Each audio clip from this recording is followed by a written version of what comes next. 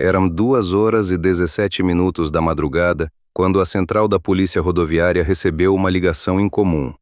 Um caminhoneiro, visivelmente assustado, informou que havia encontrado outro caminhão parado no acostamento da BR-354, em um trecho cercado por mata fechada, entre duas pequenas cidades do interior de Minas Gerais. O veículo estava com o motor ligado. Os faróis permaneciam acessos. A porta do motorista estava aberta, mas não havia ninguém na cabine. A primeira viatura chegou poucos minutos depois. O sargento Almeida desceu da caminhonete e iluminou o local com sua lanterna. Tudo parecia normal à primeira vista. A carteira do motorista estava sobre o banco. O celular permanecia conectado ao carregador. Uma garrafa de café ainda estava no porta-copos. Até a chave continuava na ignição. Parecia que o motorista simplesmente havia desaparecido. Enquanto outro policial fotografava a cena, Almeida caminhou ao redor do caminhão. Foi então que parou de repente. Na porta do lado do motorista havia 4 cortes profundos. Os riscos atravessavam a tinta vermelha e chegavam ao metal. Não lembravam uma batida, nem o contato com galhos. Eram marcas paralelas, feitas por algo extremamente afiado. O retrovisor havia sido arrancado e estava caído perto da vegetação. Poucos metros adiante, a terra ainda úmida pela chuva revelava pegadas grandes demais para um cachorro e estreitas demais para um boi. As marcas seguiam em direção à mata e desapareciam onde o chão ficava coberto por folhas secas. Nenhuma gota de sangue foi encontrada, nenhum sinal de luta, nenhuma pista do motorista. Quando o dia amanheceu, a notícia já havia se espalhado pela região. Alguns moradores acreditavam em sequestro, outros falavam em assalto. Mas os mais antigos apenas evitavam olhar para a serra. Na pequena mercearia da cidade, um senhor chamado Anselmo ouviu toda a conversa em silêncio. Quando um rapaz comentou sobre os cortes na lataria do caminhão, ele abaixou lentamente a xícara de café. Seu rosto perdeu a cor. Com uma voz baixa, disse apenas uma frase: 50 anos? E ele voltou. Ninguém me entendeu o que aquilo significava. Mas naquele mesmo instante, um uivo longo atravessou a manhã. Tão distante quanto assustador.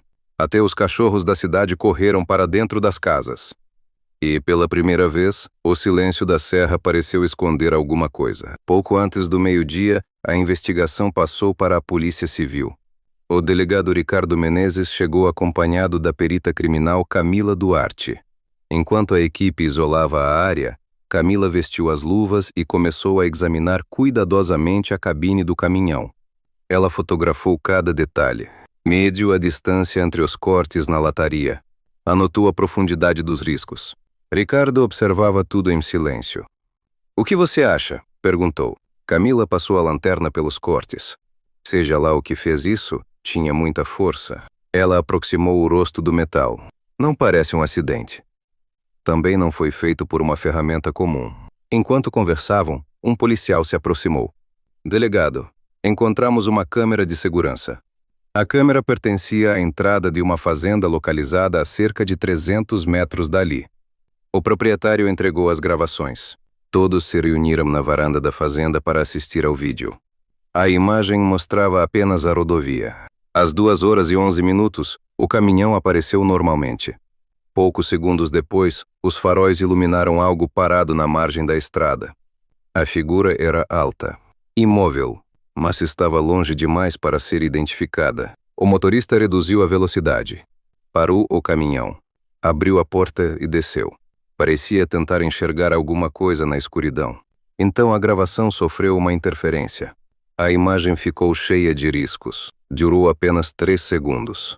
Quando voltou ao normal, o motorista havia desaparecido. A porta do caminhão continuava aberta. O motor permanecia ligado, mas não existia ninguém ao redor. Camila pediu para rever o vídeo.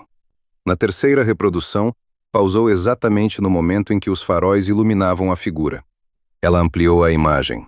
Mesmo com a baixa qualidade, um detalhe chamou sua atenção. 2 pontos brilhavam na direção da câmera. Não pareciam lanternas. Pareciam olhos refletindo a luz. Ricardo permaneceu olhando a tela. A altura daqueles olhos era incompatível com a de uma pessoa comum. Nesse momento, Anselmo entrou lentamente na varanda. Ao ver a imagem congelada, fechou os olhos por alguns segundos. Quando voltou a olhar para a tela, falou em voz baixa. Eu conheço esse olhar. O delegado virou-se para ele. O senhor já viu isso antes? Anselmo respirou fundo. Há 50 anos. Na mesma estrada. Na mesma época do ano.